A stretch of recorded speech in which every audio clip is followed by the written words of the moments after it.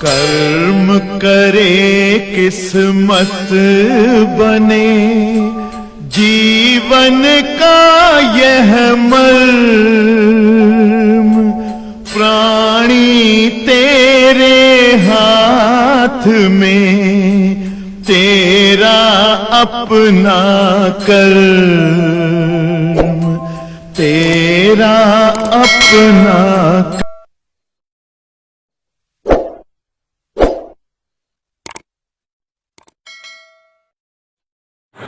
Electric potential.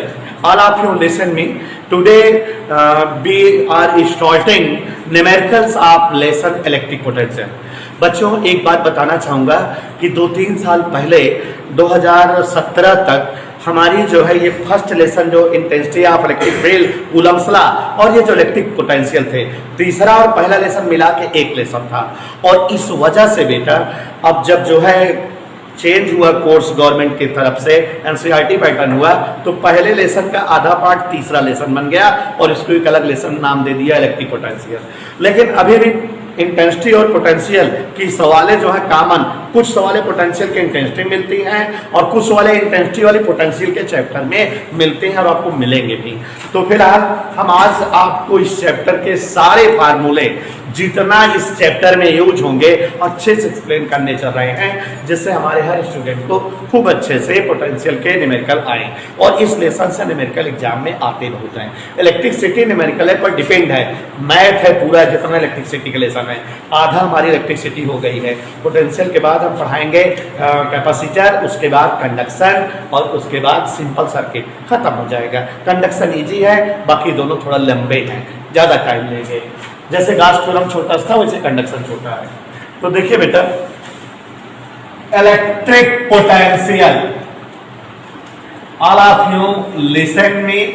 ये जो है न्यूमेरिकल्स लगाने में आपको सहूलियत मिलेगी, अच्छे समझिए। देखो बेटा, इस चैप्टर में जितने भी फार्मूले यूज हैं, हम सारे फार्मूलों का आपके सामने डिस्क्रिप्शन कर रहे हैं। ध्यान से एक एक फार्मूले देखते जाइए, सबका जो है डिस्क्रिप्शन आपके समक्ष है। देखो, सबसे पहले जो फार्मूला हमारा यूज होगा, जो पूछा जाएगा, वो इलेक्ट्रिक पोटेंशियल V और इसका फार्मूला है W/Q। सभी लोग जानिएगा बेटा, W का मतलब वर्क डन से है और Q का मतलब अमाउंट ऑफ चार्ज है। अगर क्वेश्चन आपने रीड किया और कहा कि 2 कूलम चार्ज, तो समझ जाना it is the value of Q। फिर कहा इसको ले जाने में वर्क डन 10 जूल का होता है, means it is the value of W। W की वैल्यू वर्क डन अगर दिया है कहीं तो W है, और चार्ज अमाउंट दिया है तो वो Q से डिनोट होगा। Amount of charge is represented by letter Q and work done is represented by W। तो W और Q की वैल्यू आ गई, इस फार्मूले में पुट आउट कर दोगे, you have the answer, correctly answer आ जाएगा। एक जो है फार्मूला यह और यूज होगा इलेक्ट्रिक पोटेंशियल का, कभी अगर W नहीं दिया रहे, चार्ज दिया रहे, तो पोटेंशियल का एक फार्मूला और जानते रहिएगा, 1/4πε0 के Q/R। ये फार्मूला भी पोटेंशियल का यूज होगा बेटा। और पोटेंशियल डिफरेंस या पोटेंशियल, दोनों के लिए यही फार्मूले यूज होंगे, चाहे पोटेंशियल डिफरेंस का है चाहे केवल पोटेंशियल की है, फार्मूला यही रहेगा। ठीक है बेटा, here V stand for electric potential, R potential difference, दोनों के लिए यही इस्तेमाल करेंगे। दूसरा बेटा फार्मूला इस चैप्टर में यूज होगा वर्क डन का। अगर कभी वर्क डन कहेगा, दो आवेशों के बीच, दो बिंदुओं के बीच आवेश को ले जाने हेतु कार्य बताओ, तो वर्क डन W का formula Q into BV, amount of charge और पोटेंशियल डिफरेंस, दोनों की वैल्यू पुट करके मल्टीप्लाई कर दोगे, आपके पास तुरंत work done for carrying any charge from one point to another point. Serial से हमने सारे फार्मूलों का डेरिवेशन कराया है, सीरियल से मैं सारे फार्मूले आपके सामने लिखता जा रहा हूं। चैप्टर बहुत इजी है न्यूमेरिकल के दृष्टिकोण से, ज्यादा है न्यूमेरिकल। यहां पर देखते जाइए, सारे फार्मूले हम आपके सामने रख रहे हैं। काइनेटिक एनर्जी, अगर कभी काइनेटिक एनर्जी, इससे एक ही दो क्वेश्चन है पूछा जाए, एनर्जी काइनेटिक एनर्जी तो वैल्यू है Q into B, charge into potential, kinetic energy है। और velocity of any charge particle, अगर वेलोसिटी पूछे किसी चार्ज पार्टिकल की वेलोसिटी, तो इसका फार्मूला हम यूज करेंगे √2qb upon m। Velocity of any charge particle will be used under √2qb upon m. Here q is the amount of charge and v is the electric potential and m is the mass of that charge particle. Okay? अब उसके बाद बच्चों यहाँ पर जो अगला formula आपके सम्मुख रखने जा रहा हूं वो है slope of the potential, potential gradient. Slope of the potential या पोटेंशियल ग्रेडियंट, इसका फार्मूला बेटा -dv/dr, या इसी को डेल्टा v/डेल्टा x। आप लैंग्वेज समझ रहे हो, ऊपर लिखना है न्यूमरेटर में पोटेंशियल डिफरेंस और नीचे डिनोमिनेटर में बेटा डिस्टेंस। ओके, अब उसके बाद बच्चों देखते रहना ऐसे, potential energy of system of charge, potential energy of system of charge. तो पोटेंशियल डेरिवेशन सब कराए हैं ये सब, potential energy system of charge के लिए U equal 1/4πε0k Q1 Q2 upon r।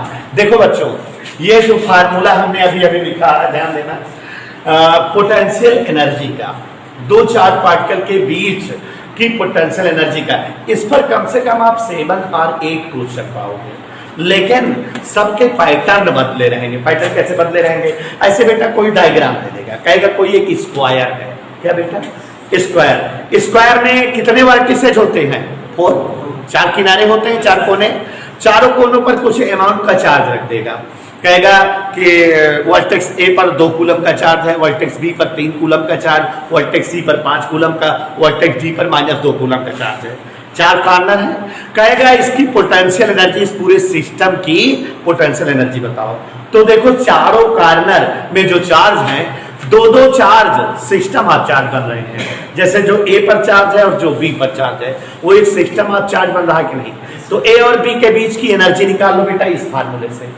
फिर ऐसे डी और सी के बीच की एनर्जी निकाल लो, सी और डी के बीच एनर्जी इसी फार्मूले से, डी और ए के बीच एनर्जी निकाल लो, और जो भी एनर्जी आए सिंबल सहित सबको ऐड कर दो।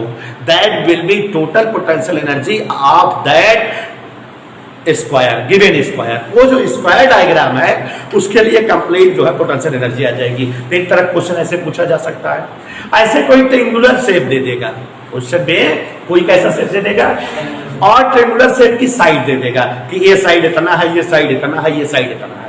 सारे जो है वर्टिसेज पर चार्ज रख देगा कि कॉर्नर ए पर 2 कूलम का चार्ज, कॉर्नर बी पर 10 कूलम का, कॉर्नर बी पर 7 कूलम का चार्ज है। कहेगा find the complete potential energy for this diagram. तो आप ए और बी 2 चार्ज हैं, उनके बीच की पोटेंशियल एनर्जी निकालना। कौन से फार्मूले से? 1/4πε0 Q1 Q2/r से। फिर किसके लिए एनर्जी निकालना? बी और सी के बीच, और फिर किसके लिए? सी और ए के बीच, और फिर बेटा सबको फाइनली ऐड कर देना, सिंबल सही। ओके, अगर यहाँ ये वेक्टर क्वांटिटी होती तो आप जो है झंझट हो जाती, तब आपको वेक्टर डायग्राम बनाकर ऐड करना होता। वेक्टर डायग्राम यहाँ पर नहीं, इजीली डेरिवेशन हो जाएगा, इजीली डिस्क्रिप्शन हो जाएगा। तो देखो जरा, यहाँ पर पोटेंशियल एनर्जी का ये फार्मूला, लेकिन इस पर 6 या 7 सवाले हम लोगों को मिलेंगे लगाने को। इधर ओके बेटा, फाइनल समझ आ रहा है? उसके बाद बेटा एक जो है फार्मूला इंटेंसिटी और स्लोप ऑफ पोटेंशियल डिफरेंस पर, जो अभी कल साइड डिराइव किए परसों, तो उस पर भी जो है न्यूमेरिकल्स हैं। यहां पर देखो, इंटेंसिटी E इक्वल -dv/dr, या E को हम लोग जानते हैं F/Q, या हम E को जानते हैं 1/4πε0 Q/r²। देखो कभी कह देगा कि यहां पोटेंशियल ग्रेडियंट ज्ञात करो, और आपको फोर्स दे देगा को आउट कूलम चार्ज दे देगा। तो आप जानते हो potential gradient always equal to the intensity of electric field. Derivation किए हैं ना कि पोटेंशियल ग्रेडियंट किसके बराबर आता है? इंटेंसिटी के। तो अगर वो पोटेंशियल ग्रेडियंट पूछ रहा है क्वेश्चन, तो मेन केन रिगार्डिंग इंटेंसिटी अगर निकाल लें तो आंसर आ जाएगा कि नहीं? इंटेंसिटी निकालने के लेसन 1 में फार्मूले पढ़े हैं ना, या तो F बाई क्यू और या तो 1/4πε0 क्यू बाई आर स्क्वायर। तो ये फार्मूला लगाकर अगर इंटेंसिटी आ जाती है तो पोटेंशियल ग्रेडियंट आ जाएगा। इधर ओके, तो इस फार्मूले का भी इस्तेमाल करना है और ऐसे ही करना है जैसा कि मैंने बताया। अब बेटा कुछ फार्मूले इलेक्ट्रिक डायपोल के लिए है पोटेंशियल से रिलेटेड, तो इलेक्ट्रिक डायपोल से रिलेटेड जो भी फार्मूले पोटेंशियल के हैं वो सारे के सारे हम इकट्ठा लिख रहे हैं। सबसे पहले अगर इलेक्ट्रिक डायपोल से रिलेटेड कोई क्वेश्चन रहेगा तो आप सभी लोग जानते रहो कि what is P. P is the moment of electric dipole and it is P equal to 2L, इतना जानते रहोगे। अब उसके बाद क्या क्या हो सकता है पोटेंशियल के लिए इलेक्ट्रिक डायपोल से रिलेटेड, तो सबसे पहले बेटा किसी जो है डायपोल के लिए इलेक्ट्रिक पोटेंशियल पूछेगा। इलेक्ट्रिक पोटेंशियल किसी डायपोल के लिए, तो आप जानते हो हमने आपको पढ़ाया है axial state, coaxial state, special state, दो ही स्टेट काम चलाओ है।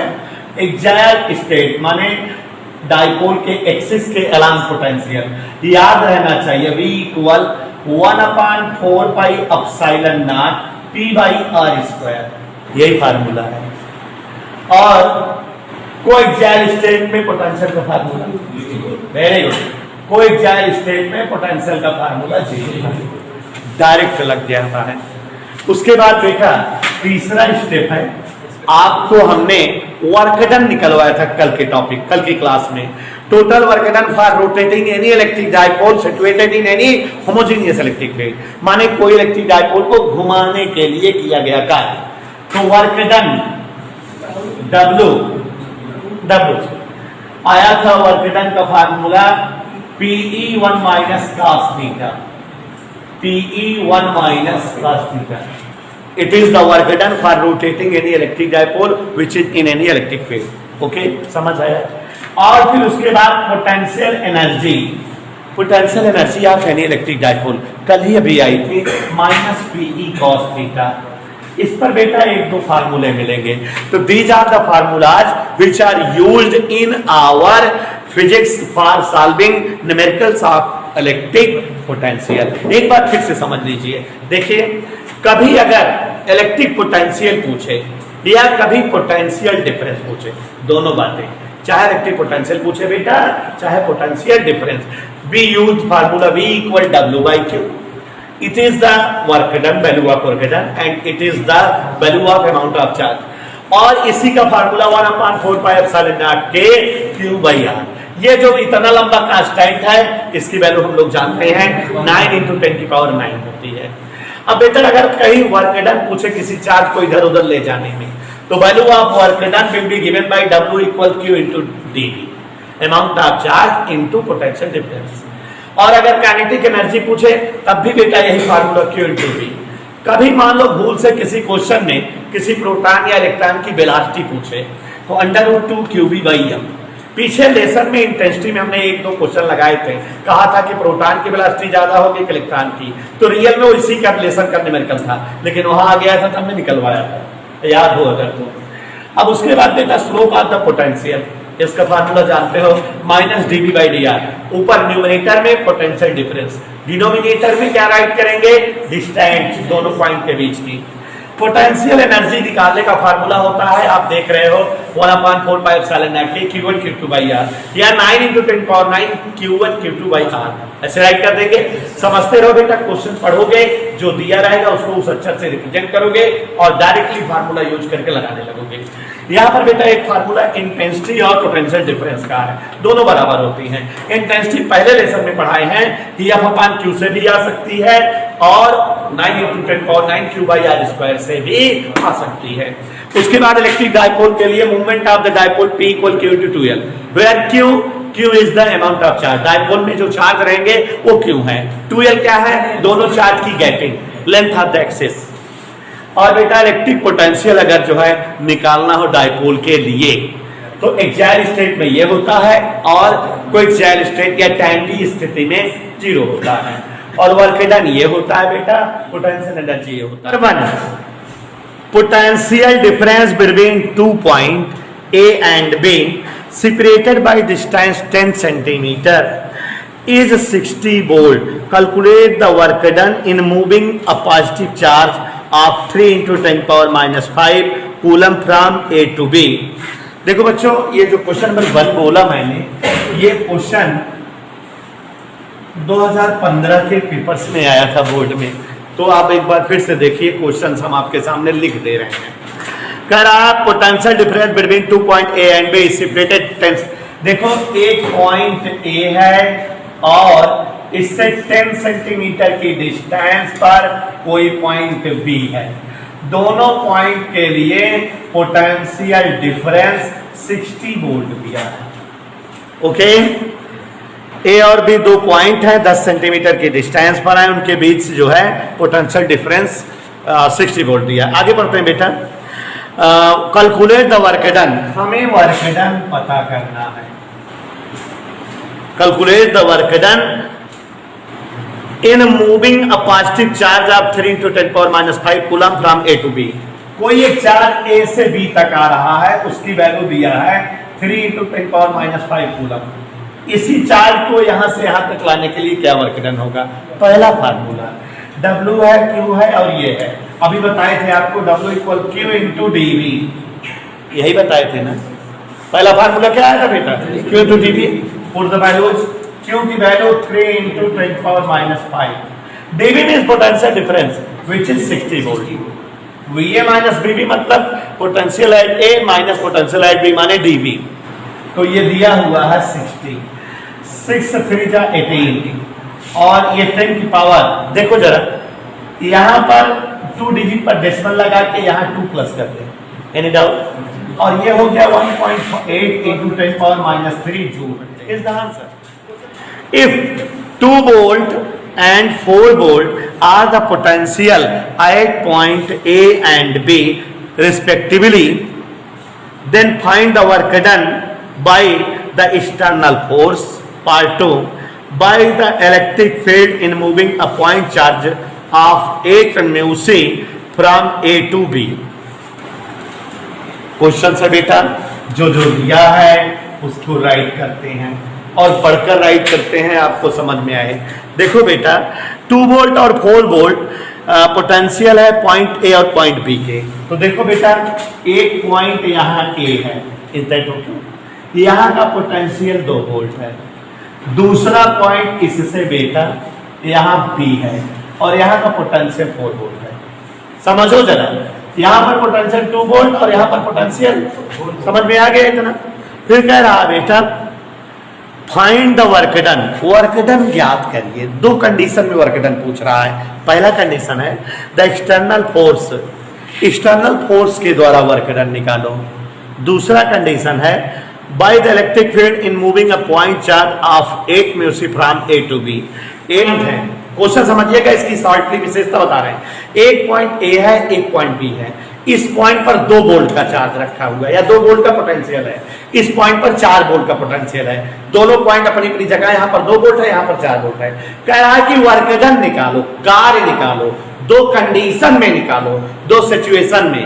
एक बार आप बाह्य बल के द्वारा कार्य निकालो, total work done by external force. यहाँ इन दोनों के बीच किसी बाह्य बल के द्वारा कितना कार्य होगा ये निकालो। और दूसरा पूछ रहा है कि यहाँ पर जो इलेक्ट्रिक फील्ड बनी है उसके द्वारा निकालो, जबकि लास्ट में जो कंडीशन दिया है वो दोनों के लिए है।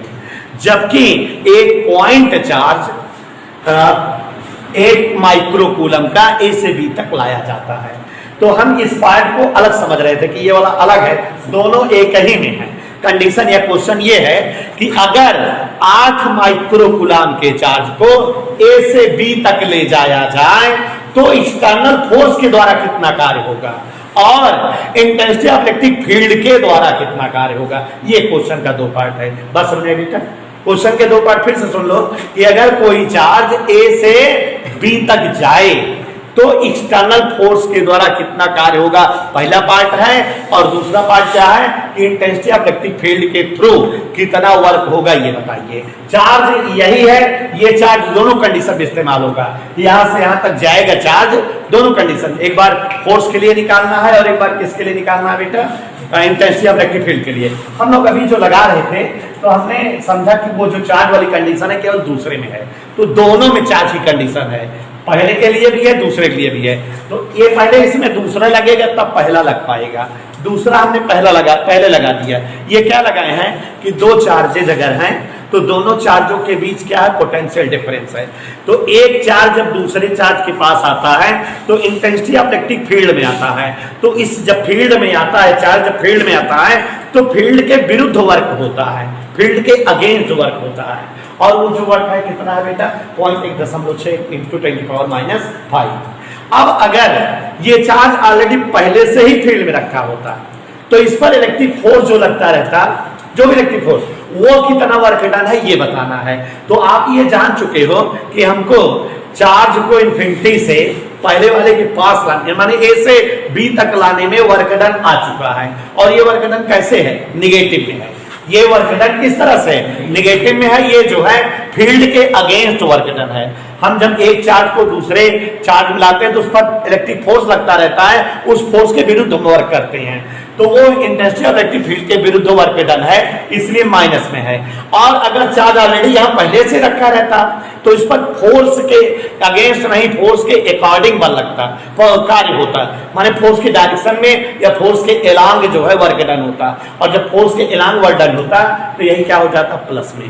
जैसे हम आपको समझाए हुए हैं कभी कि अगर यहाँ से इलाहाबाद तक आप जाते हो तो यहाँ से इलाहाबाद तक का भाड़ा 10 रुपया है, लेकिन अगर इलाहाबाद से आप यहाँ आते हो तो भाड़ा 10 ही रहेगा, लेकिन उसका सिंबल चेंज हो जाता है। माने कहानी में समझो कि वो जो है हम जिधर जा रहे थे उसके अगेंस्ट अब हमको आना है, इसलिए डायरेक्शन चेंज कर दिए। अब वैसे यहाँ एक जो है पॉइंट ए यहाँ पर है, यहाँ पर कोई चार्ज रखा रहा होगा, इसने पूरा इलेक्ट्रिक फील्ड बनाया।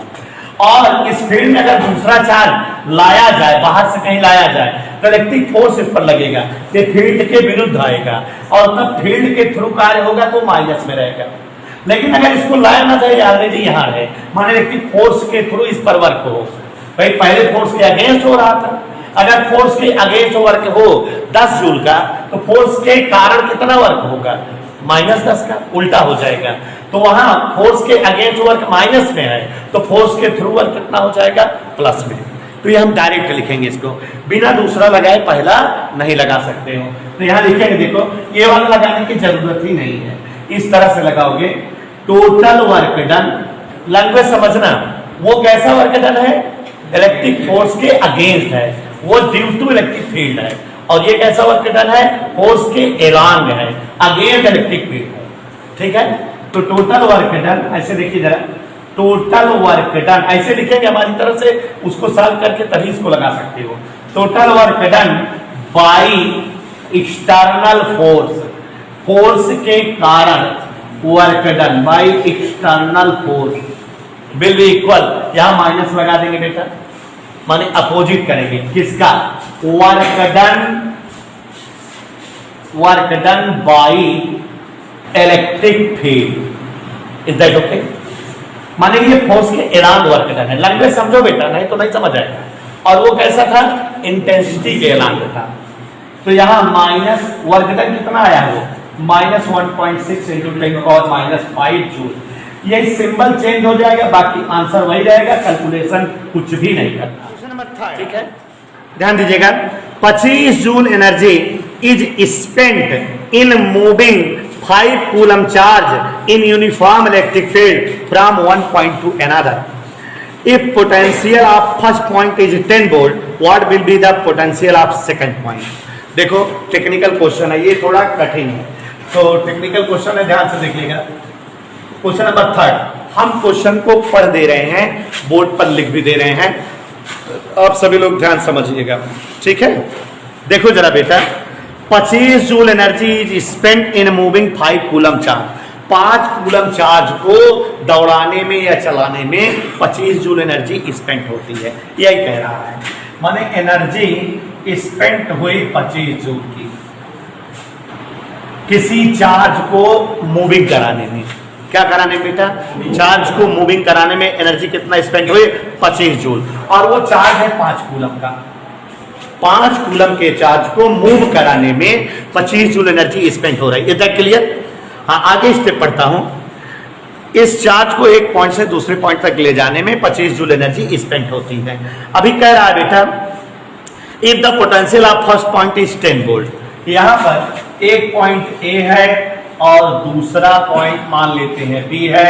यहां पर पोटेंशियल 10 वोल्ट का है और यहां पर पोटेंशियल फाइंड करना है। ये पूरा क्वेश्चन है, समझ है? क्वेश्चन समझो। If 25 joule energy is spent for moving a charge of 5 coulomb from one point to another point, if 10 volt is the potential of first point, then find the potential of second point. Question यही है, माने एक point A है, यहाँ पर 10 volt का voltage है, दूसरे पॉइंट का वोल्टेज नहीं मालूम, पता करना है। इन दोनों के बीच में हमको 25 जूल की एनर्जी खर्च करनी पड़ती है जब ये चार्ज यहाँ से यहाँ तक आता है। समझ आया बेटा? अब एनर्जी का फार्मूला आपने पढ़ा हुआ है कि दो चार्जों के बीच अगर कोई चार्ज चलता है तो energy formula Q into D V पढ़ा है ना बेटा? जब दो पॉइंट चार्जों के बीच एनर्जी अगर जो है निकालना हो या वर्क डन निकालना हो तो क्या फार्मूला बताया है? Q into D V. तो देखो यहाँ से यहाँ तक चार्ज को चलने के लिए जो एनर्जी होती है Q इंटू डी वी, यही होती है। इधर ओके बेटा? अब Q की वैल्यू 5 कूलम और एनर्जी की वैल्यू 25, dV माने potential difference, VA minus VB, 10 minus VB, हमको ये नहीं पता है। इधर ओके? ठीक है बेटा, इस पॉइंट का पोटेंशियल पता है, इस पॉइंट का पोटेंशियल नहीं पता, तो ये कट गया। तो 5 बराबर 10 माइनस VB, VB इधर लाओ बेटा, VB बराबर 10 माइनस 5 और ये हमारा आ गया 5 वोल्ट, माने दूसरे पॉइंट का पोटेंशियल कितना है बेटा? 5 वोल्ट का। ठीक है, और अगर माइनस वगैरह दिया रहता तो दूसरी चार्ज जाती। क्वेश्चन नंबर 4 पढ़ रहे हैं। An alpha particle is accelerated, आगे आंसर हो, an alpha particle is accelerated by a potential difference of 25,000 volt, calculate the increase in its energy. इसकी एनर्जी में इंक्रीजिंग बतानी है। तो देखो जरा जो क्वेश्चन दिया है समझा रहे हैं उसको, और क्वेश्चन आपके पास है नहीं, आप लोगों के पास, हम ऐसे पढ़ रहे हैं कि आपको समझ आए। क्वेश्चन नंबर 4 देखो, ion alpha particle is accelerated, एक अल्फा पार्टिकल दौड़ाया जा रहा है। तो यहाँ हमारा जो चार्ज पार्टिकल है वो रियली क्या है? Alpha particle. और अल्फा पार्टिकल के बारे में पीछे वाले लेसन में पढ़ाए हुए हैं कि अल्फा पार्टिकल मतलब हेलियम न्यूक्लियस, इसका चार्ज पता रहना चाहिए, अंडरस्टूड होना चाहिए, क्वेश्चन में दिया रहे या ना दिया रहे। जानते रहा करो कि जब अल्फा पार्टिकल कह रहा है तो इसका चार्ज 3.2 इंटू 10⁻⁹ कूलम, ये हमेशा आपको मालूम रहना चाहिए। तो ये एसिलरेट किया जा रहा है, दौड़ाया जा रहा है by A potential difference of 25,000 volt. एक जो है पोटेंशियल डिफरेंस से दौड़ा रहे हैं जिसकी वैल्यू कितना है बेटा? 25,000 वोल्ट। हमको कह रहा है what is the increase in energy, energy पूछ रहा है। तो यही वाला फार्मूला लगा दे, खर्च से आ जाएगा। इधर यही वाला फार्मूला एनर्जी, देखो एनर्जी का फार्मूला क्या बताए थे? Q into D. Energy formula क्या बेटा? Q into D. इधर ओके? तो यहाँ बेटा Q की जगह 3.2 इंटू 10⁻⁹ और dV की जगह पोटेंशियल डिफरेंस 25,000 मल्टीप्लाई कर दे। देखो 1 2 3 1 2 3 25 दूनी 50, 0 हासिल 5, 25 दिया 75, 5 80, एक डिजिट पर डेसिमल है।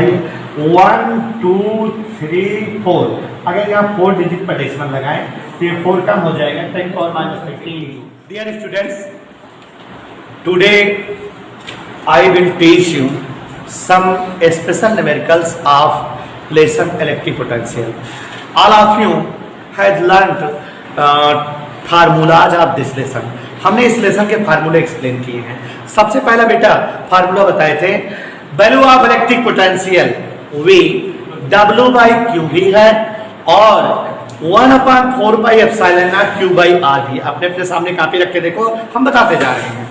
और उसके बाद बेटा इसी में समझाए थे कि अगर पोटेंशियल डिफरेंस पूछे तो भी यही फार्मूला यूज करोगे W/Q का। और बेटा उसके बाद बताए थे कि दो पॉइंटों के बीच किसी आवेश को चलाने के लिए, रन कराने के लिए वर्क डन अगर निकालना हो तो Q into D we.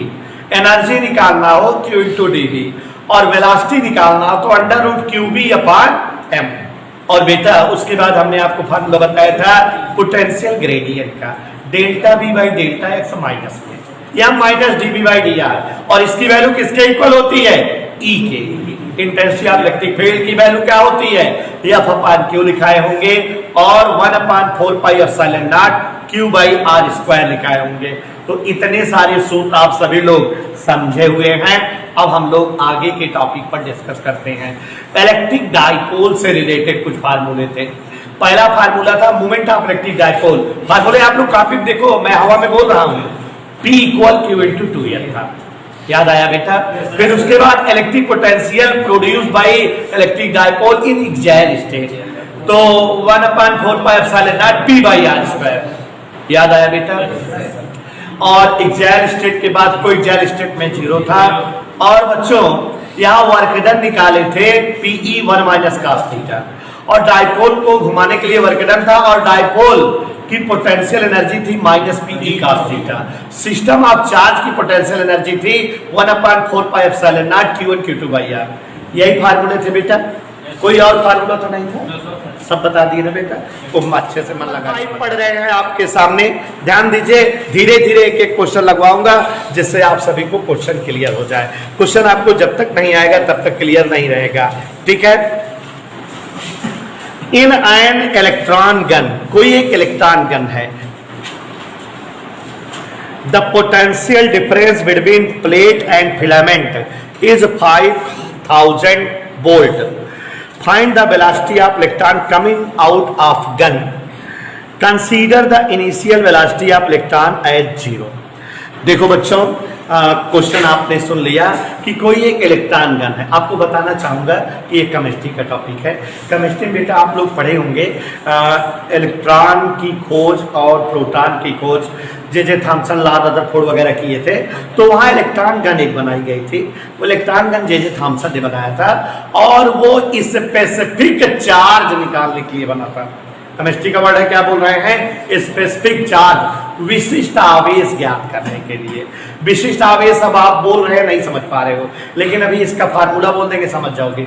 Q upon M या E अपान एम निकालने के लिए आप केमिस्ट्री पढ़ते हो, finding E by M for electron. J Thomson ने E बटा एम का मान निकाला था। E बटा एम को कहते हैं बेटा विशिष्ट आवेश। और जब जे थॉमसन ने E बटा एम का मान निकाल लिया था, तो मिल्टन ने E बटा एम के मान निकालने के बाद E का मान निकाला, चार्ज का मान।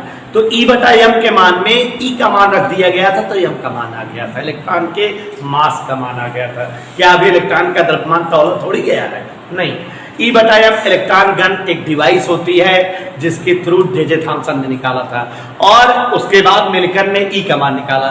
दोनों को जो है डिवाइड करने से एम का मान आ गया था। इधर ओके बेटा? तो अब यहाँ इलेक्ट्रॉन गन क्या है, हल्का सा समझो कि एक जो है ट्यूब होती है, ट्यूब में स्टार्टिंग सिरे पर फिलामेंट लगा होता है। क्या लगा होता है? फिलामेंट को हम जो है किसी बैटरी से जोड़े होते हैं, और वो जो बैटरी जुड़ी रहती है फिलामेंट से, तो उससे उसमें करंट आता है फिलामेंट में। फिलामेंट गर्म होता है, हीट होता है, और कुछ देर बाद उससे इलेक्ट्रॉन निकलने लगते हैं। हीट होने के कारण उससे इलेक्ट्रॉन जो इमर्ज होते हैं, निकलते हैं, उन्हें हम थर्मियन कहते हैं। अब हमारे कोर्स में नहीं है, नहीं तो हम आपको बताते कि ऐसे जो है एक ट्यूब होती है, और जिसके जो है पिछले हिस्से पर एक ऐसे कैथोड प्लेट होती है, और इसको एक एनोड प्लेट को ये घेरे रहती है, और यहाँ पर जो है कोई तंतु होता है और जो कनेक्टेड होता है सेल वगैरह से। तो जब तंतु में करंट आती है, तंतु हीट होता है, हीट होने से ये कैथोड एनोड हीट होते हैं, और इससे इलेक्ट्रॉन निकलने लगता है, ये बीम ऑफ लाइट इलेक्ट्रॉन। यहाँ रास्ते में ऐसे इनको कहते हैं डिफ्लेक्टेड प्लेट्स, दो प्लेट लगा देते हैं इस तरह से, एक्स और वाई। इन दोनों के भी पोटेंशियल स्थापित करते हैं। तो जब ये रेज इस पोटेंशियल से गुजरती हैं, तो ये रेड में Q है और यहाँ पोटेंशियल भी है, Q इंटू V। इनकी एनर्जी, इनमें एनर्जी बनती है, इनकी स्पीड बहुत ज़्यादा हो जाती है, और ये बाहर जा करके यहाँ पर जो है बेटा एक डिवाइस लगी रहती है जिसको डिटेक्टर कहते हैं। तो यहाँ पर जाके कहीं लग जाती है, तो यहाँ चमक उत्पन्न होती है। यहाँ पर जो है फ्लोरोसेंट मटेरियल जिंक सल्फाइड वगैरह लगाए रहते हैं, तो वो चमक दिखती है। तो पता लग जाता है कि इलेक्ट्रॉन गन से इलेक्ट्रॉन को यहाँ आना चाहिए था, इतना रिफ्लेक्शन हुआ। तो इसी से तमाम फार्मूले वगैरह से इलेक्ट्रॉन का पथ निकाला जाता है। हमें इस सबसे कोई मतलब नहीं है। ये क्या चीज का डिवाइस का जो है फिगर बनाया है, इलेक्ट्रॉन गन। इधर क्या है बेटा, फिलामेंट। यहाँ गर्म होगा फिलामेंट तो क्या निकलेंगे, इलेक्ट्रॉन। और जब इलेक्ट्रॉन जो है किसी फिलामेंट के गर्म होने से निकलते हैं तो इस बात को एडिशन पता लगाए थे। कौन बेटा, एडिशन, थॉमस अल्वा एडिशन। तो इसको एडिशन इफेक्ट या जो है थर्मियन इफेक्ट कहते हैं। और ये जो इलेक्ट्रॉन है इनको थर्मियन कहा जाता है। हम लोग फिजिक्स में पढ़ेंगे कि किसी भी मेटल से, क्या बोल रहे हैं, किसी भी मेटल से इलेक्ट्रॉन हम दो तरीके से निकाल सकते हैं। अगर कोई मेटेलिक शीट है उसको हीट करो,